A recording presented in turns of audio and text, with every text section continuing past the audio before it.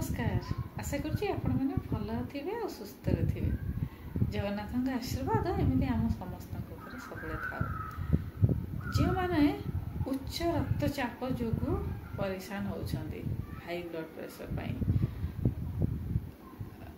एवं continue medicine नौकरी तो आज 4टी प्राणायाम मुझे नहीं प्राणायाम को रेगुलर प्रैक्टिस कले आपण मानकर हाई ब्लड प्रेशर बालांस हो रहिबो। तेणु प्रैक्टिस करवा किभली प्रैक्टिस प्रत्येक दिन सकाळे प्रैक्टिस करेंगे सकाळ समय रे खाली पेट रे प्रैक्टिस करेंगे एवं जो दिन सकाळ समय रे करि पारि ना संध्या समय रे करेंगे संध्या समय रे खाली पेट डिनर नबा आगुरु करेंगे जदि किसी स्नैक्स खाई तो 1.5 ରୁ 2 घंटा गैप देवे तापर करेंगे किंतु कौन सी दिन या स्किप करेंगे ना रेगुलर जदि करेंगे तार परिणाम आपण मैंने बहुत जल्दी पाइबे।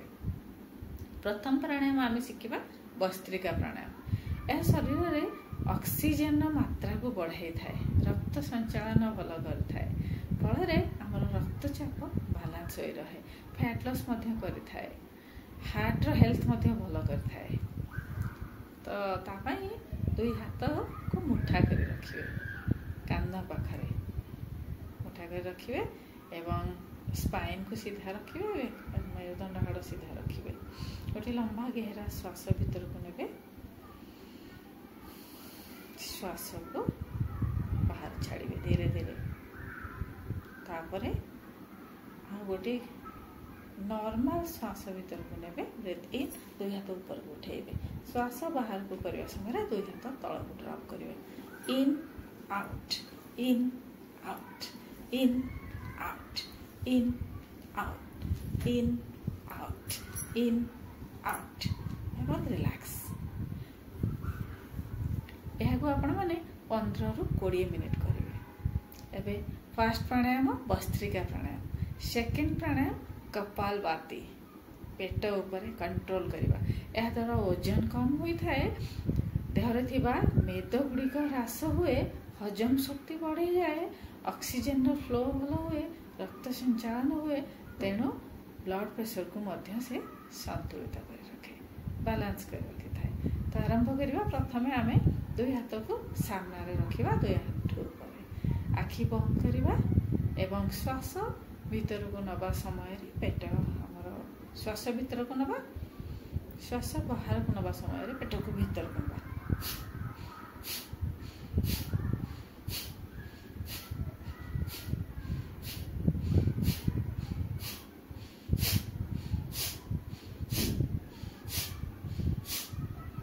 एभली 15 ରୁ 20 थर करेंगे टिके समय रहिबे पुणी सेकेंड टाइम करेंगे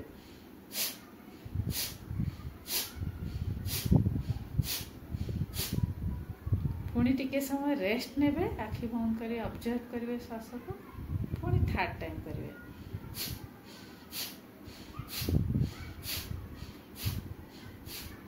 एवं रिलैक्स हो जाए। ये थिला द्वितीय प्राणायाम। एबे थर्ड तृतीय प्राणायाम टी आम कौन करवा भ्रामरी प्राणायाम करवा 2 हाथर तर्जनी फिंगर को 2 कानर होल ले बंद कर रखिबा शोल्डर को स्ट्रेट रखिबा सीधा हो बसिबा आखि बंद करवा श्वास भीतर को नबा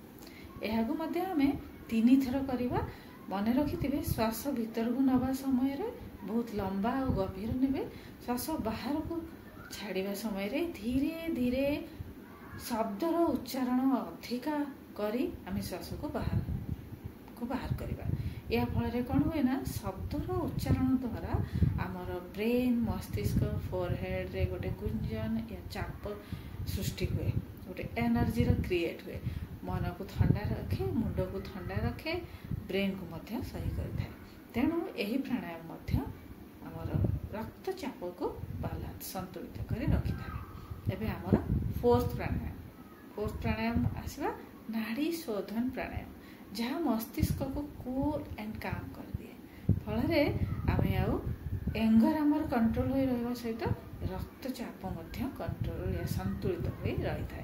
नाड़ी शोधन प्राणायाम पाई बाम हाथ रे चीन मुद्रा करेंगे एवं निजर थाई उपर रखिए एवं डाहाण हाथर दुईटी आंगुठी को मझी रखिए एवं बाम नाक को थंब द्वारा बंद करेंगे एवं डाहाण नाक को तर्जनी फिंगर रे रखिए।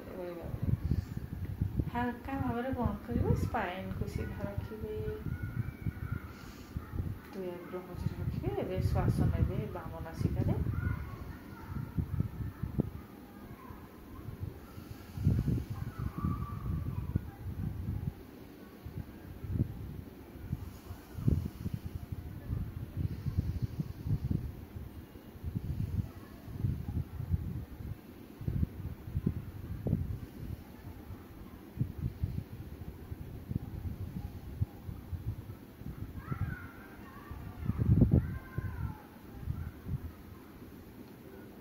ये थिला नाड़ी शोधन प्राणायाम। यह को प्रत्येक दिन 11 थर प्रैक्टिस करेंगे। गोटे सेट रे बाम रु डाहाण, डाहाण रु बाम होता है गोटे थर। एभली आपण माने 11 थर श्वास को भीतर को नेबे, बाम नासिका रे डाहाण नासिका रे बाहर को छाड़िबे। तो 11 थर मीन्स है आपनकर 22 थर श्वास भीतर बाहर हबो एवं बहुत धीरे धीरे हबो।